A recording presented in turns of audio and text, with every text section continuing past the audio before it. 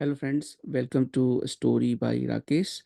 इस वीडियो में हम बात करेंगे एचटीएमएल इनपुट के एट्रीब्यूट्स के बारे में। तो देखिए, जितने भी एलिमेंट्स होते हैं एचटीएमएल में उन सभी के एट्रीब्यूट्स होते हैं, मतलब प्रॉपर्टीज होते हैं। तो अब हम इनपुट एलिमेंट्स के एट्रीब्यूट्स के बारे में पढ़ेंगे। सबसे पहला एट्रीब्यूट होता है वैल्यू। तो बाय डिफ़ॉल्ट अगर आप किसी भी इनपुट में उसकी वैल्यू दिखाना चाहते हो तो आप यूज करोगे वैल्यू एट्रीब्यूट। यहाँ आप देख सकते हो कि फर्स्ट नेम और लास्ट नेम में बाय डिफ़ॉल्ट मैंने जॉन डो लिखा हुआ है। अगर मैं इसको राकेश और यहाँ कुमार कर देता हूँ और यहाँ रन करता हूँ तो बाय डिफ़ॉल्ट मुझे राकेश कुमार यहाँ डिस्प्ले हो जाएगा। So this is value attribute. Next है हमारा रीड ओनली एट्रीब्यूट। कई बार ऐसा होता है कि हमारा जो इनपुट एलिमेंट है उसको हम रीड ओनली बनाना चाहते हैं। रीड ओनली का मतलब क्या है कि यूजर वो उसको हम मॉडिफाई ना कर सके। नॉर्मली क्या होता है, जैसे मैं ट्राई इट योरसेल्फ पे जाता हूँ, यहाँ पर देखो, यहाँ पे मैं मॉडिफाई कर पा रहा हूँ। लेकिन अगर आप चाहते हो कि यूज़र मॉडिफाई ना कर पाए, ठीक है, यहाँ मैं कुछ टाइप करना चाहूँ, नहीं हो रहा है, क्योंकि इसको मैंने रीड ओनली एट्रीब्यूट दिया है। तो रीड ओनली एट्रीब्यूट देने से होगा क्या, ये आपका, इस पे आप एक तो इनपुट नहीं कर सकते, दूसरा इसको आप सेलेक्ट कर सकते हो, ठीक है। तो ये आप सिर्फ सेलेक्ट कर पाओगे और इसको कॉपी कर पाओगे, राइट क्लिक करके कॉपी कर लोगे। So this is input read only attribute. अब रीड ओनली से ही मिलता जुलता एक एट्रीब्यूट है जिसे कहते हैं डिसेबल्ड। तो डिसेबल्ड में क्या होता है, जो इनपुट फील्ड है आपका वो बेसिकली अनक्लिकेबल और अनयूजेबल हो जाता है। तो उसको आप यूज नहीं कर सकते, क्लिक नहीं कर सकते। तो जिस भी एलिमेंट को आपको डिसेबल करना है आप उसके आगे यहाँ पर लगा दोगे डिसेबल्ड एट्रीब्यूट। तो इसको मैं दिखा देता हूँ, देखिए ये जो जॉन है ये आपका डिसेबल्ड हो चुका है। नेक्स्ट हमारा है साइज एट्रीब्यूट। तो देखिए, साइज एट्रीब्यूट का मतलब क्या है कि जो भी आपका, जैसे फॉर एग्जांपल टेक्स्ट बॉक्स है, जैसे input type equal to text हमने लिया तो एक टेक्स्ट बॉक्स बन गया। इसका बाय डिफॉल्ट साइज कितना होना चाहिए, जैसे यहाँ पर 50 का साइज है, दिस वन इज 50 साइज। अगर मैं इसको 50 को 20 कर देता हूँ तो ये आपका जो टेक्स्ट बॉक्स है ये छोटा हो जाएगा। देखिए, ये देखिए यहाँ तक छोटा हो गया।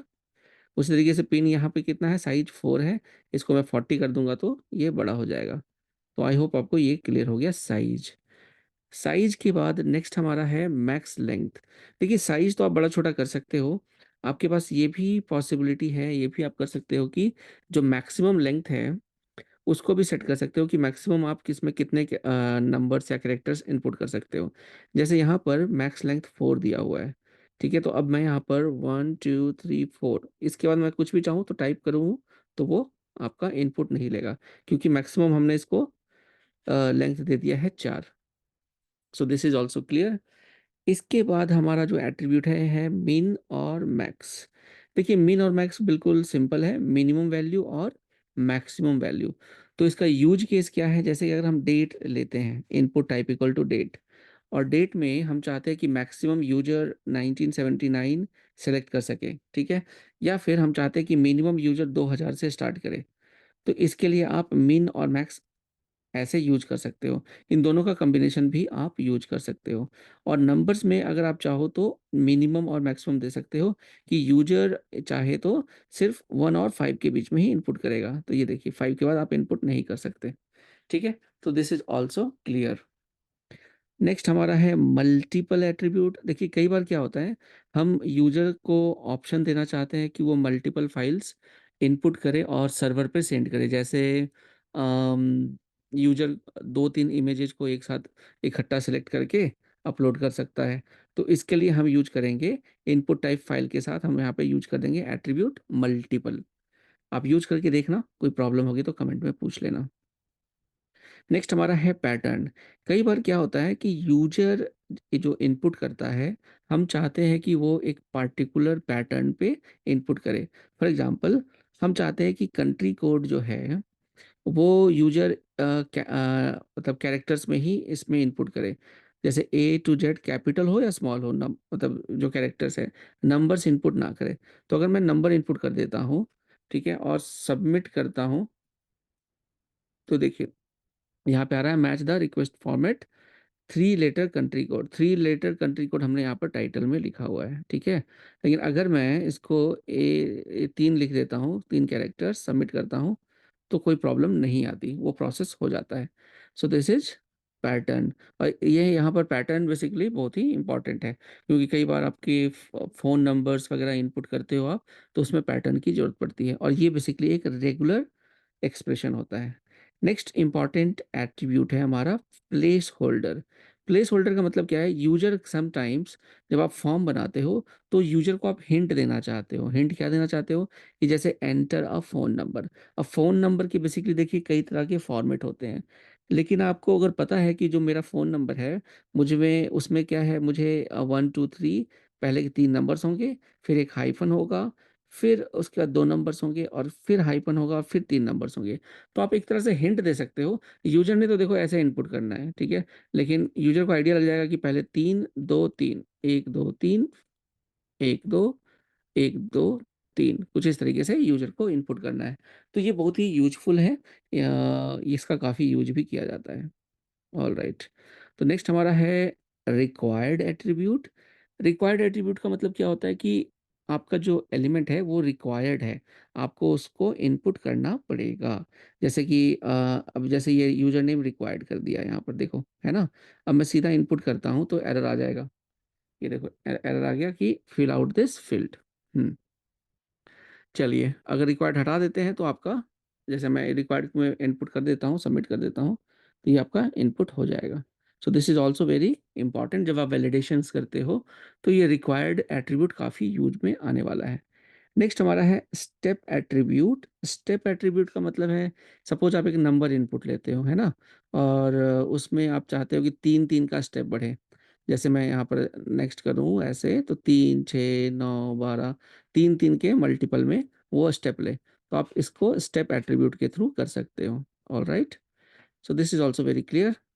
ऑटो फ़ोकस देखिए, ऑटो फ़ोकस का मतलब क्या होता है?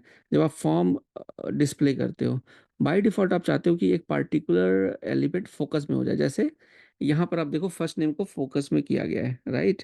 तो फर्स्ट नेम जैसे ही अब यूज़र को जैसे फॉर्म दिखेगा, उसको दिखेगा कि भाई फर्स्ट नेम फ़ोकस है, तो वो यहाँ पर राकेश से यहाँ से इनपुट करना शुरू कर देगा। सो this is your auto focus attribute. Next हमारा है हाइट और विड्थ एट्रीब्यूट। देखिए कई बार हम इमेज डिस्प्ले करते हैं एज अ बटन, तो उस केस में हमें स्पेसिफाई करना पड़ता है कि विड्थ और हाइट क्या है इस इमेज की, जो बटन की तरह आप यूज कर रहे हो। और इम्पॉर्टेंट इसलिए है कि अगर आप विड्थ और हाइट नहीं देते, तो ब्राउज़र को एक्चुअल में पता नहीं रहता कि भाई जो आप इमेज ले रहे हो, इनपुट टाइप इमेज, उसकी हाइट और विड्थ क्या है। तो इस कारण से वो स्पेस ऑक्यूपाई करके नहीं रखता। इसलिए हमेशा या तो आप विड्थ हाइट यूज़ करो, या स्टाइल यूज़ करके आप उस इमेज की विड्थ हाइट सेट कर दो, ठीक है? तो ये आपका इस तरीके से यूज़ होता है विड्थ और हाइट एट्रीब्यूट्स। नेक्स्ट हमारा है लिस्ट एट्रीब्यूट। देखिए list attribute basically data list के साथ यूज़ होता है। डेटा लिस्ट के अंदर हम options, pre defined options create कर देते हैं। तो जैसे कि यहाँ पर आप देखो, आप जैसे यहाँ जैसे यूज़र इनपुट करना चाहेगा, क्लिक करेगा, उसको प्री डिफाइंड ऑप्शंस दिख जाएँगे कि इसके अंदर आप ये सारे में से कोई ऑप्शन सेलेक्ट करो। अब जैसे मैं एफ लिखता हूँ, तो फायरफॉक्स और सफारी, इस क्योंकि एफ दोनों में है, वो आ जाते हैं। तो ये आपका है लिस्ट एट्रीब्यूट। ऑलराइट?